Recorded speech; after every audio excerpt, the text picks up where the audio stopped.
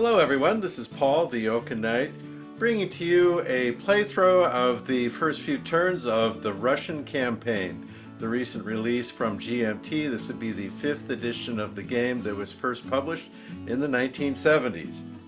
Before we get started, let me go ahead and go through some of the basics of what you're seeing here so it makes more sense when we launch into it. The map covers the battle area that World War II was fought in the Eastern Front, with coverage running from Berlin out to Archangel by the White Sea in the east, and north-south we go from Finland all the way down to the Caspian Sea. The terrain on the map is pretty simple, a whole lot of clear hexes, but it doesn't matter whether a hex is clear or not. Every hex costs one movement point. Nothing costs anything different than that. Now, there are terrain types here, and what they do is they force units to stop moving no matter how many movement points they have left. So, for example, the swamp hexes, anything that walks into there, except during winter, has to immediately stop in its movement impulse. In wintertime, it freezes over and it acts like clear terrain.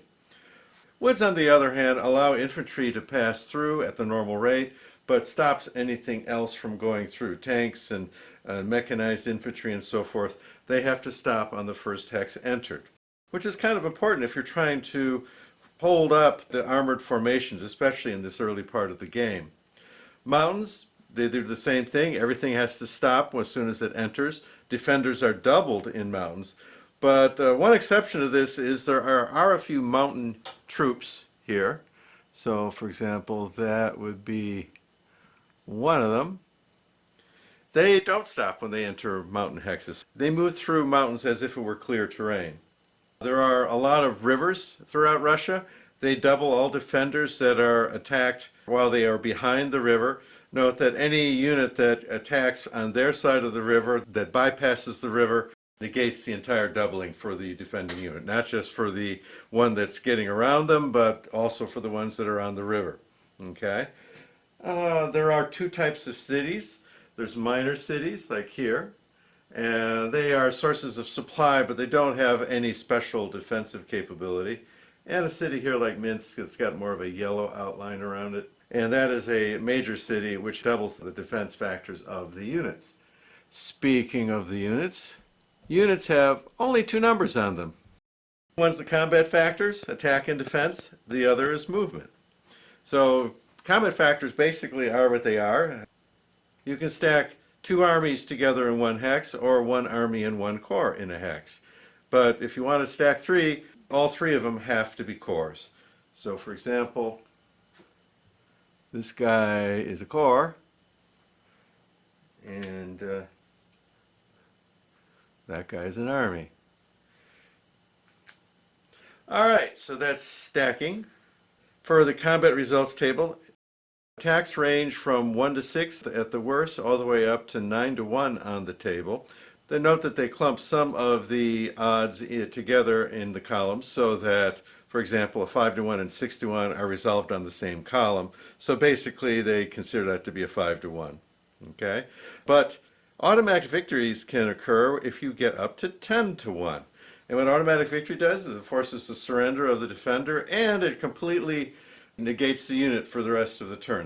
Other units can just walk right over it. It's done. We'll get into automatic victories later in some more detail because it's important on the first turn of the game for the Axis powers.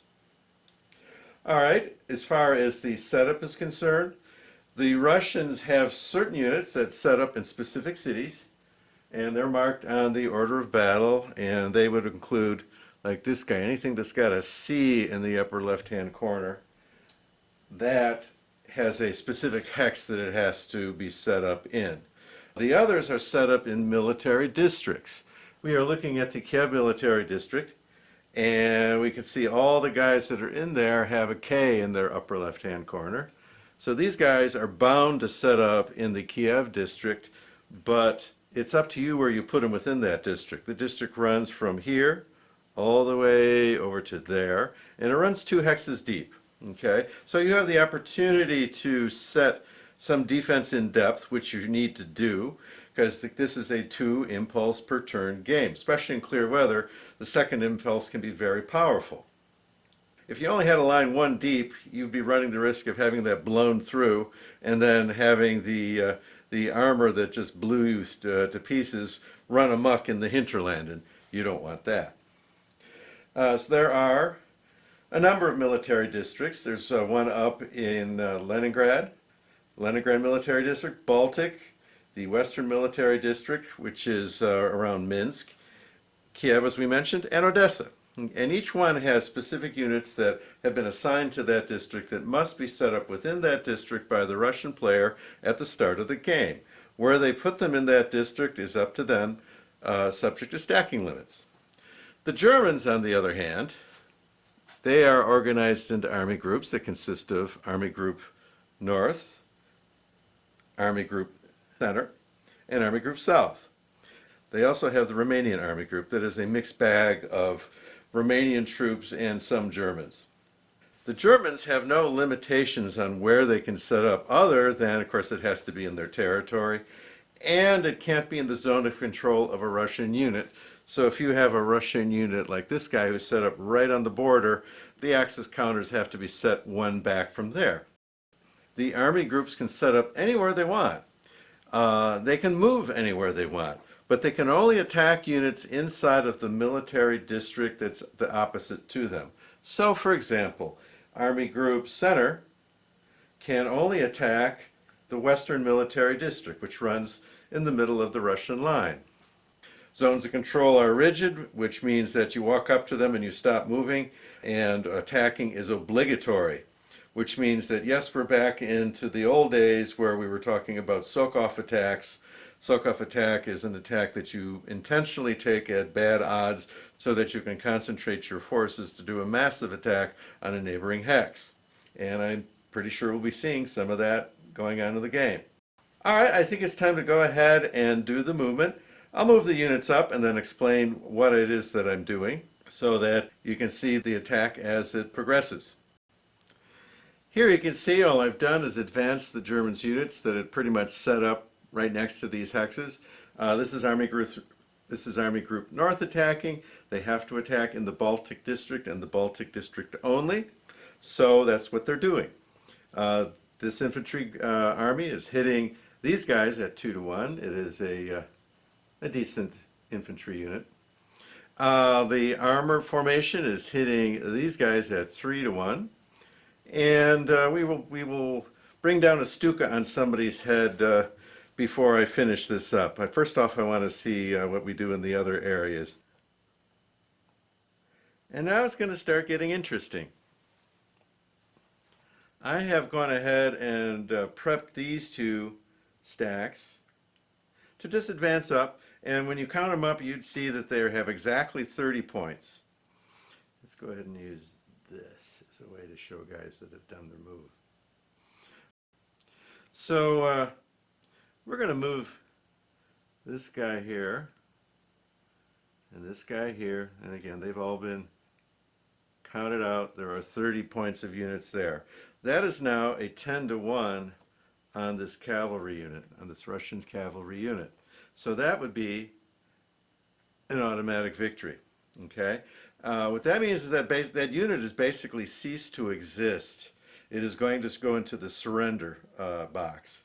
When units are eliminated, there's two ways it can happen. One is just a general elimination. They get put in the replacement pool and are eligible to be rebuilt later. And as the war progresses, the Russian gets to rebuild a lot of stuff. The rebuilding is something they do all the time. Germans do it once a year, so they are much more reluctant to take casualties, which is why they want to keep these 3-point units, a 3-point infantry unit, with every stack if they can, or at least one per attack, because if they take a hit, it's only going to be one unit, and they want that to be the one to take the hit. They come back more easily in the springtime when they are eligible to bring in replacements, but other things, they do have some limited replacements, but it's harder to bring back. So, for example, you only get to bring back a single 4-4 and a single 5-4 infantry unit per year. Whereas the 3-3s, or the 3-4s, they are more easy to bring in. You get one for free, and then anything else that you didn't need, you get to bring in another 3, 4. Okay. All right. Anyway, we got an automatic victory here. So what does that do?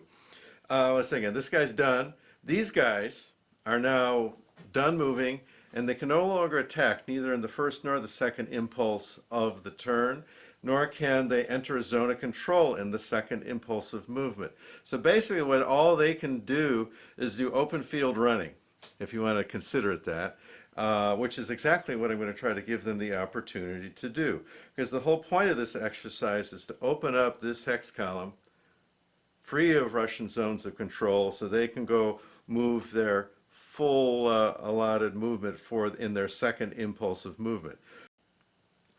I brought in exactly 25 points of units to take on the defender in Kaunas. So that's that is a 5 to 1. And then moving down the line, there's not too much left. Let's see. Oh, but we most definitely want to take out this guy, which is this guy's assignment. So here we have 20 points of units going to be hitting 5. So 4 movement points for the infantry. 1, 2, 3, 4. Everything's 1 movement point unless it's obliged to stop, like the armor units would have to in the tree, but in the trees. But these guys go blitzing right through that automatic victory, like the guy isn't there. Okay. These guys go blitzing through that automatic victory unit like he wasn't there. They have their 20 points on 5, so that is going to be a 4 to 1 attack.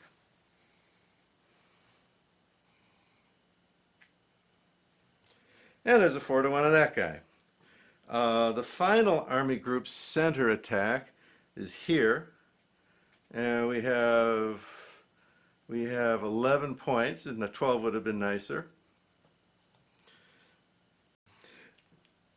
The final Army Group center attack is going to be these guys. There are 11 points of units there, and all they're going to do is walk forward and hit that 3-3. 1 extra point would have been good, but we just don't have it. That would be a 3 to 1 attack. Now, over here, I'm not concerned about this guy blitzing through there because the Germans are going to get a whole nother impulse of movement. Armor will be able to move 4 hexes. German armor will be able to move 4 hexes. German anything else will be able to move 2.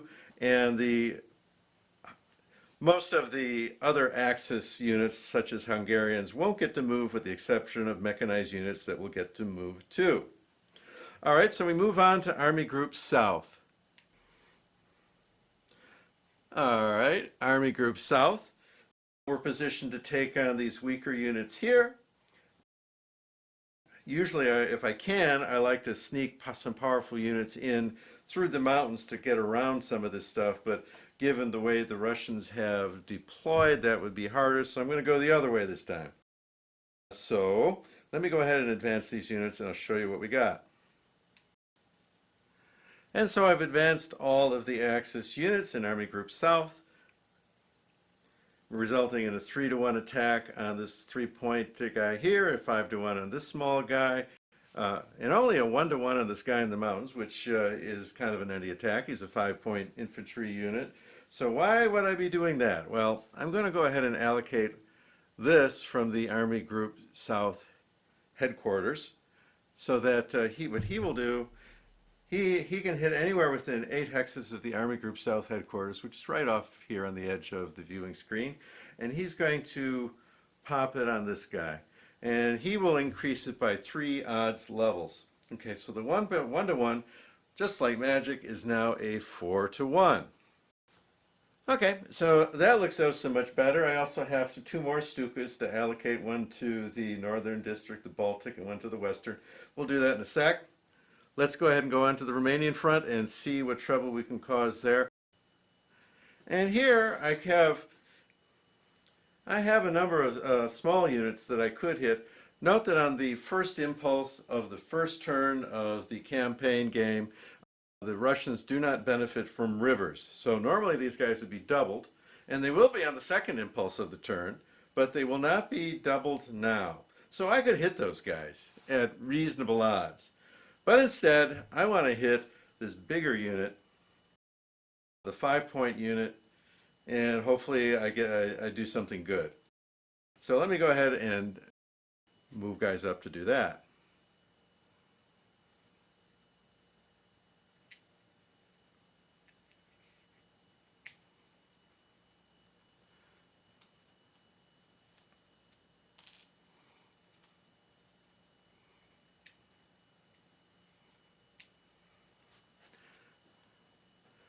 So I've moved up a total of 18 factors between these two stacks, and so they're hitting that 5-point unit at 3 to 1. Again, he does not benefit from doubling, so hopefully we'll go ahead and shush him away, or maybe just pummel him out of existence, so that if we get rid of the biggest boy there, I think that would be a good thing. We're also going to be putting some indirect pressure on these guys that are kind of hanging back here between everybody else. I mean, they're not careful, they're going to be in a pocket, so that's something that they need to look out for. So let's go ahead and do a few of the attacks so you can see how it actually works. So we got a 3 to 1 attack here. Let's start with that. That's our guy. Okay. So it's 3 to 1, and everything is on a 1d6 system here. So let's see what we got. We got a 2, which is not that great. 3 to 1 is a contact. So what contact does is that absolutely nothing happens. What that means is that there's going to be a second impulse which the Germans get, so they'll get to repeat this attack. Here, with the help of the Stuka, we have a 4 to 1 attack. Did a little better, rolled a 3. That's a defender retreat. Well, we still haven't killed anything yet. Okay, we're retreating. The attacker gets to choose the retreats for both attacking units and defending units. So in this case, I just doubled them up on that 6-3 that was there. 2 hexes away, you can retreat them 1 or 2 hexes. There is no advance after combat in this game. So unlike just about any other operational game I can think of, this particular one does not have advance after combat. Your advance after combat is the second impulse, I think is the logic that they used. Alrighty, we got a 5 to 1, so this puppy should be a little bit better. Let's try it. 6, oh yeah. 6 gets a DS result. Now what is that? A 6 is a DS, defender surrender. So this guy goes in the surrendered units box and he is out of the game forever. There is an optional rule that allows the Russians to bring back surrendered units at additional cost, but in the basic regular game, the game that goes all the way back to the early editions, that's not there. Once something surrenders, it's done. Okay? So that's what happened. We have a 3 to 1.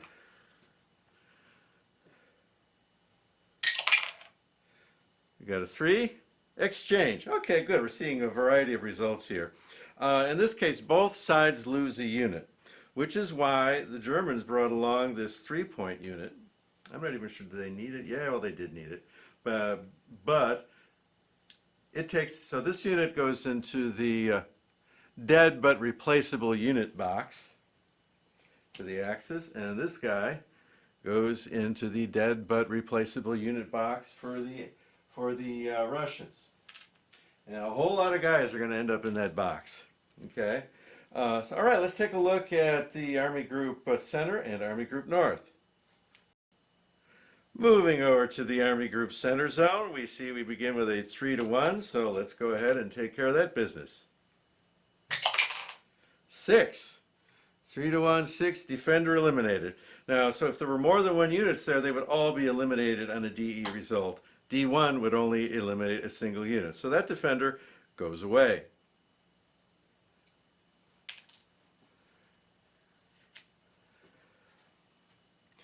Next, we have the automatic victory. We can just pick that guy up and he goes directly to the surrender box.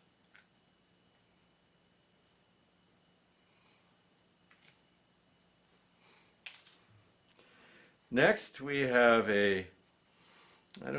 since there's no advances after combat, usually the order you execute the combats don't matter, and that is in fact true here. So let's just go on down the line. We got a 4-1 here, which is not a bad attack, although you could end up with an exchange or a contact. So let's see what we got. We rolled a 4.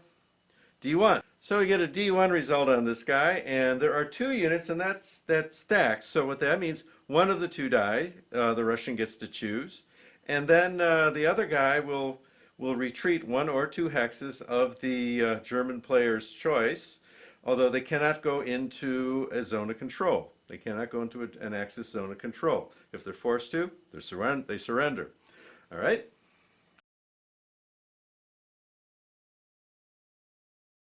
All right, we have a 2-5 and a 3-5 armor units. So let's get rid of the baby. And his buddy. We're going to push him over here. Why? Remember what we're trying to do. We're trying to make a corridor here, so we want him off. We want this hex column free of Russian zones of control. All right, well, we only have 1 more to go. And there's only one way that fails. I don't even want to think about it. Oh, wait a minute. I goofed. All right, I had 2 more Stuka units. I didn't put them down. So we'll make this one an 8-1. And so that makes it for sure. And we'll make this one up here, that 2-1 into a 5-1. Okay? So this is going to be on the 7-1 column. Sorry about that. I forgot about the other 2 Stukas. But here they are. All right, so this is going to be no chance of this not working, which is exactly what we want. All right. I rolled a 4, DE. So this guy dies. So this guy dies, and the defenders of Kaunas go into the dead unit pile. And the Stuka goes away until the first impulse of the next turn. Stukas can only be used on the first impulse. Okay. And then we got a 3-1 here. Just take it. Note that you can voluntarily degrade any attack as long as you pre-announce it before you roll the die, and sometimes there's a reason to do that. So for example, if you get enough points for an automatic victory, but you don't want to have those guys lose their ability to enter zones of control and attack in the second impulse of the turn, you may voluntarily degrade it to a 7/9-1, roll the die, maybe make them surrender anyway, but preserve your right to go ahead and do a second attack during the turn. All right, let's go ahead. This one was 3-1. Rolled a 4. That's not a bad result. Defend a retreat. Okay, so he doesn't die, but he retreats 2 hexes of the German player's choice. Preference is not to put them on a rail so that they can't go railing away during the Russians' turn. And we absolutely don't want them to interfere with this corridor that we've created for ourselves for the second impulse movement. So the most sensible thing for him is to retreat 2 hexes and simply move back. All right, next and finally, that 2-1 became a 5-1 with the Stuka. We're going to do a 5-1 attack on I think it's an infantry unit underneath there. 4 with a 5-1, DE. All right, there's only one guy there, but he is he's gone in the replaceable unit box. All right. We have completed the first impulse of the June-July 1941 turn, the opening turn for Operation Barbarossa. I'm now going to go ahead and do the moves for the second impulse that the Axis get. Again, Axis minor ally infantry types aren't going to get to move. They can attack if they are adjacent to a unit already, like we had a contact result in the Romanian district, but they cannot move. In fact, they're kind of stuck there. If they can't move, then they're going to have to execute an attack. They could be reinforced, though, by things that can move. All the German infantry types are going to be able to move too, and the German mechanized/armor types are going to get to move 4 in good weather turns, clear weather turns, which is what we have right now. All right, I'm going to go ahead and execute the movement, and then we'll talk about that. What I've done here is completed the movement just for Army Group North so that you could see how that works without everything on the map moving. These guys just walked up a hex. You're going to hit those guys at 3 to 1. These guys walked over and are hitting that the next guy at 4 to 1. And the armor actually kind of went 1, 2, 3, 4 and is hitting that 3-point, I think, a cavalry unit. Oh, armor unit, 3-point armor unit all by itself. I have not moved Army Group Center yet, and they can now freely mix in with Army Group North. There's no longer a restriction of any kind as far as who can attack where. And there will not be for the remainder of the game. That's done. That's only a phase 1, turn 1 thing. All right, rivers are in effect, so if we are this is actually not quite right. These guys, in theory, are attacking across the river, so that would double the defender. But we are going to add in something to negate that. We have easy ways of doing that, and that's what we're going to do. These two stacks did the automatic victory. I think I'll do those next. And they are going to, at least the armor, are going to get down this empty corridor, and with no Soviet zones of control next to it as far as they can go, which will be 4 hexes. So you can see I've gone ahead and moved the infantry up 2, which is their limit. The stack of armor actually had an infantry unit in it, so the infantry goes here. Now this is temporarily violating stacking, but stacking is only evaluated at the end of a movement phase and at the end of a combat phase. So doing this is perfectly fine, and in fact, say if this was an automatic victory kind of situation, I could have 3 guys stacked there and then bring in 3 more guys to do the AV. Only the guys that are moving would be doing the automatic victory, but the other guys can go ahead and still be there, even though they would have, say, 6 guys in the hex. That's okay, because stacking is not evaluated until after movement is all done, and automatic victory is a creature of movement. All right, so these guys have gone down the corridor. Let me go ahead and move some more guys, finish Army Group Center, and then we move on to the south. So I've gone ahead and moved a 5-point infantry unit from this stack, 2 hexes over to here, but that would give me 20 points of stuff there, and I needed 21 points of stuff to upgrade from a 5 to 1 to a 7 to 1, and 7 to 1 is the next step up. 7 to 1 is nice because there's no way I can lose anything. Even if I roll a 1, it's just a defender retreat. There's no chance for me to lose a unit in this attack. However, headquarters move in the second impulse. They move their full allowance. They move independent of weather. They don't care, but they do care about terrain. So 1, 2, 3, 4, 5, 6, 7. He makes it there with nothing to spare, but he makes it there. He adds in that extra point, and now it's 21 to 3. Ding, ding, ding, ding. A 7 to 1. All right. Let me continue this and figure out when we want to dispatch this guy, and I think we're going to screen that guy. We're not going to have enough down there to deal with him yet. Brest is a city, and cities are supply sources, so he will never starve. But we're going to have to deal with that guy somehow. But right now we're focused on moving on down the line. Okay. And what I've done is that I pushed infantry in from Kaunas to reinforce across the river, which now gets us to over 20 points, which gets us to the 10 to 1 on that 2-point armor unit that the Russians have there, and which is now an automatic victory. So that unit is going to surrender, but it also eliminates it for purpose of having to pay attention to it. So now I can actually get at that 6-3. I have some armor formations left. I don't see any infantry left, but I think let me calculate this out. So I was able to advance these guys right on top of that guy we just automatic victoried, and so we stomped on him, and then this armor went swinging around. And between the two of them, we have a 4 to 1 on that 6-point unit. So we have a second chance to get rid of him, which would be really nice. And we've also, 1, 2, 3, 4, 5, 6, we're 6 hexes into Russia right now with our lead units, which is also a good thing. All right, let's move south and see what trouble we can cause there. And taking a look at the south, basically things aren't going all that well down here.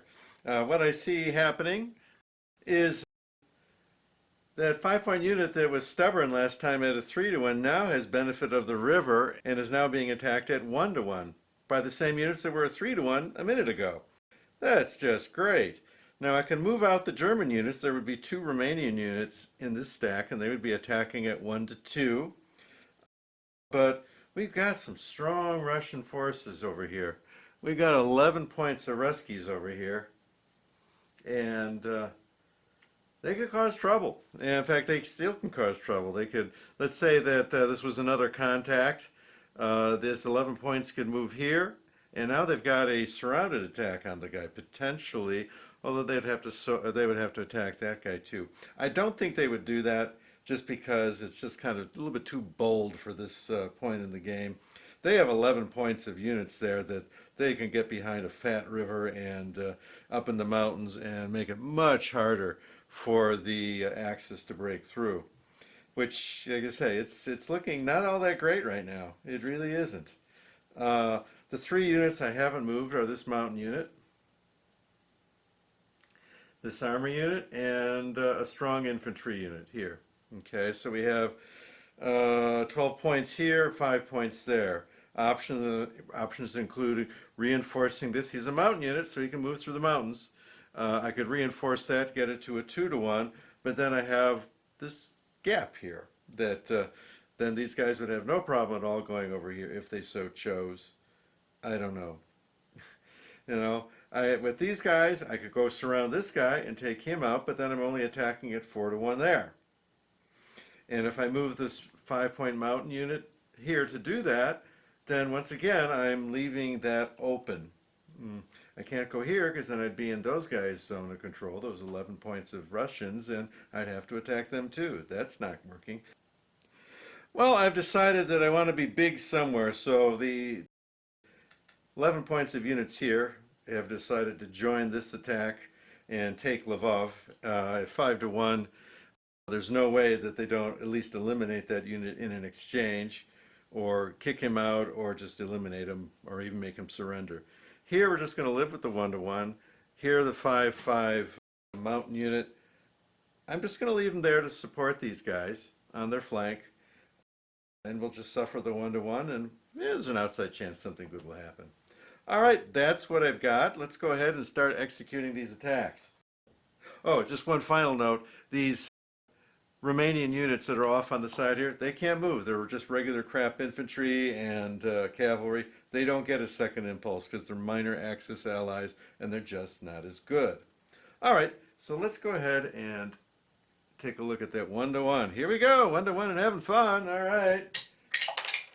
6, holy smokes. Okay, a 6 is actually a defender retreat. They won. How about that? Okay, that's a good deal. We're going to retreat that guy. We might well, he's going to get to move. Retreating 1, retreating 2 doesn't much matter. I'm going to retreat him 2 and kind of shush him to the side. And so I have shushed him to the side. So the what is this? The Prut River has been breached by this infantry attacking at 1-to-1. Okay, how about that? And we got a 5-to-1 on these guys. And they can't out and out lose, although they could take somebody with them. With a 2, they didn't take somebody with them. A defender retreat. Man, we're having trouble killing Russians here. All right, so he's going to go back 2. I'm going to put him... He's going to go back 2, and I'm going to put him over here because I want him off the rail line. Although he's in a good defensive position, I don't think he minds being there, but man, we're having real trouble killing these large Russian units. Probably going to pay a price for that. It's not a good thing. All right, next. But up north, things look oh so much rosier. So let's begin with a 4-to-1. 4-to-1 and having fun. 2 is a exchange. So we lose one German and that guy goes away. So actually the Russians come out ahead in that deal. Each side loses a unit. Russians lose a 2-point unit. The Germans lose a 4-point unit. Okay, and they're German, which means they're automatically worth more, right? 7-1. 4 DE, not quite enough to make them surrender. Okay, so they go into the rebuild pile. And next we can go ahead and get rid of these guys that we caused to, with the automatic victory, they are going to surrender. So this baby armor unit is out of the game forever. For you, das war das Sofa. Jawohl. All right, next, 4-1. 4. D1. All right, so he just died. So we did manage to get rid of that 6-1. So as bad as things are going in the south, they're going pretty good in the north. All right, last one. 3-1, right there. Only a 2. Contact. All right, so this stays right here. Nobody retreats, nobody loses anything, nobody does nothing. All right, so to recap, the Germans have taken Lvov in the south. A lot of their other attacks have not gone well, and they really haven't chewed up the Russian army. If anything, they may be, it's just about, is it parity? Well, no, we do have an armored formation, but we're going to slam into those larger units doubled in the mountains. This is going to be a problem. We've got to take Kiev. If the Germans don't take a sudden death city by the end of the January-February turn of 1942, they lose. It doesn't matter how well they do in the north unless they actually take Leningrad or what is this? Kalinin, which is near Moscow. But that's a stretch. That's tough. Kiev is the one that usually goes, and we're making no progress at all this first turn. So, but that is what it is, and we're going to see what happens here. The last thing we need to do in the turn to finish out the Axis player turn is advance the rail markers to capture railroads. The railroads will move forward as the game progresses, or move around anyway, as the Germans go into the Russian territory. They will be advancing their version of the railway. The two countries had different rail gauges, so they couldn't just roll their trains over the other guy's tracks. They had to actually do work on the railroad to allow that to happen. So I'm going to go ahead and put these down where they're appropriate. So in the next turn, the Germans have some rails that they can use to get farther into Russia. So the Germans have gone ahead and advanced their rail markers, and we're on to the Russian half of the turn. All right, and in that turn, the first thing we would normally do is check for reinforcing units, new units coming on the map. Well, there are none because there are no reinforcing units on the first turn of the game. However, the Russians do get to build replacements. And scattered around the map, we have worker units such as this guy in Kiev. All right, so each one has a value, and you add them up, and you get that many points of replacements each turn.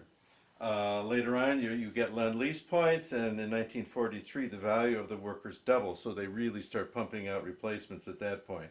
For now, we have 11 points of replacement, so we get to bring back 11 points of units that are positioned on a factory.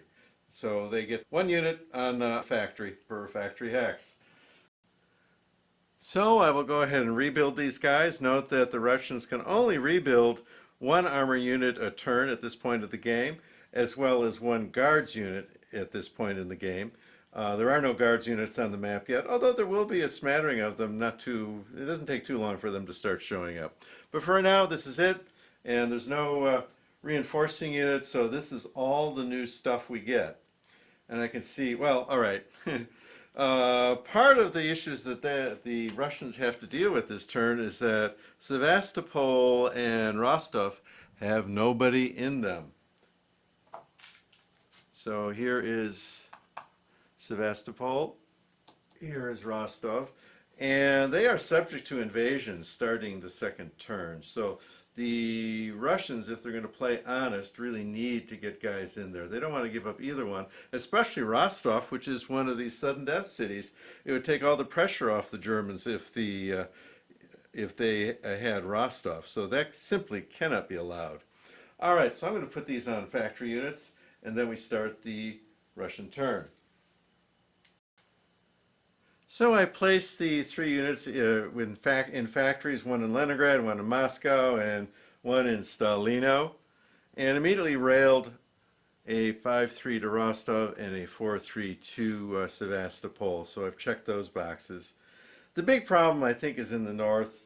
I'm not going to put any new strength in the south. They don't need it. They're plenty strong. So I'm going to go ahead and do the move in the south. Maybe I'll pull some stuff out. I don't know. Well, a lot of it is not on a railhead or rails that are cut off, so they're not going to be able to be very mobile, but they will be strong behind their river and their mountains. So let's go ahead and take care of that move first, and then we'll figure out what we're going to do in the north. Well, in the south, the Russians simply opted to pull back. They are now doubled behind their new river line. They pulled back from the first river line. Now they're doubled up behind the Dniester River, okay? But all these big units that survived the initial attack, they're now doubled up, so they're 12s and 10s. It's 10 or 12 points up and down this entire line. These little remaining units are not going to be able to handle that.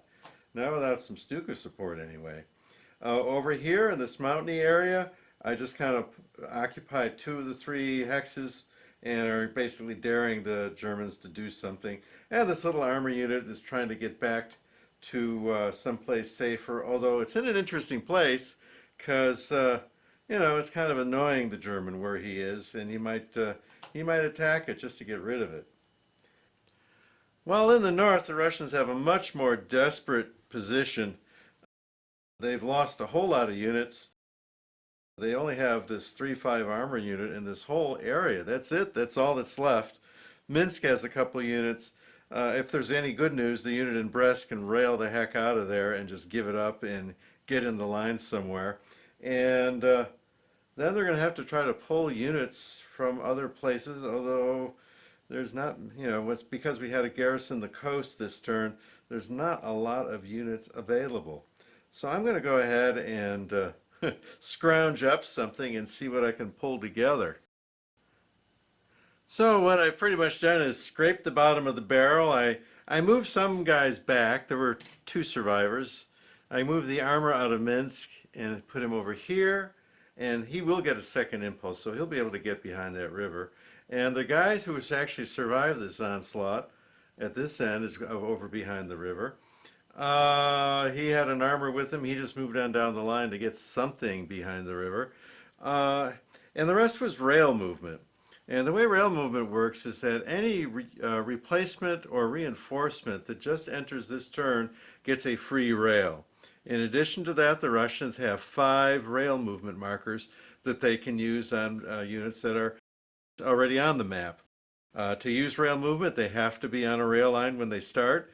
There can be no enemy zones of control that interrupt the rail line along the way, including the hex they start in and the hex that they end in, which is not too much of a problem since we are trying to set back a ways. So basically we've got a thin line in the front and thin in most places.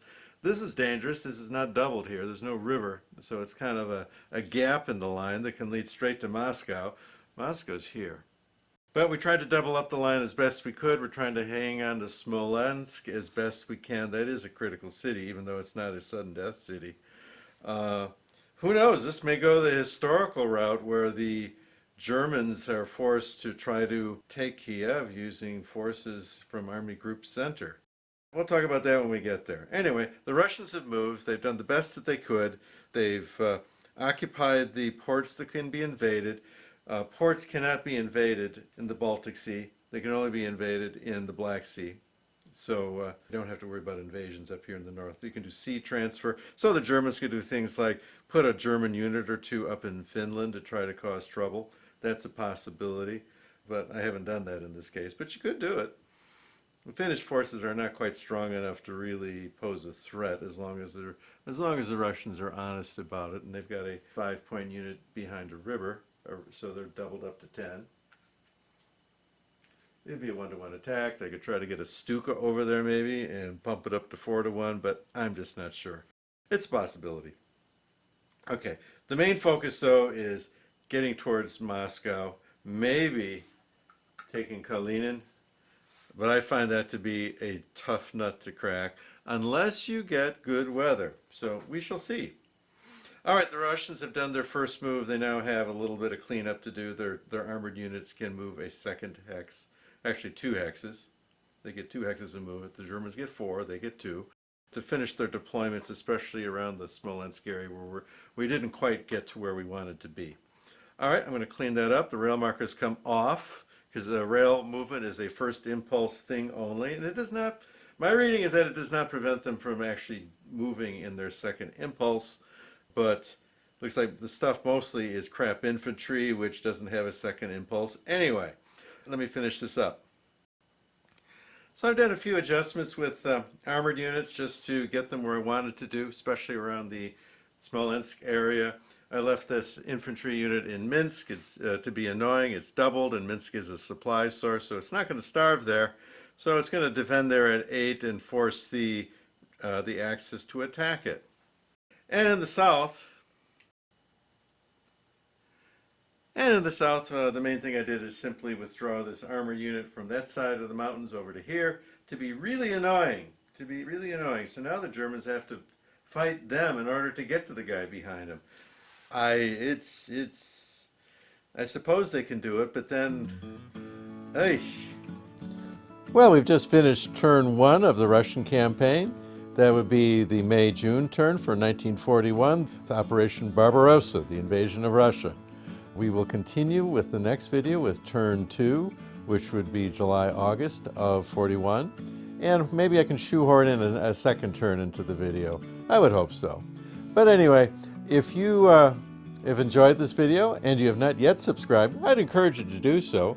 And go ahead and hit the notification bell so you get notified when the next segment of this series comes out. And of course, if you are a subscriber, I thank you oh so very much. But I think that's all for now. So this is Paul, the Oakenite, wishing you all a pleasant evening.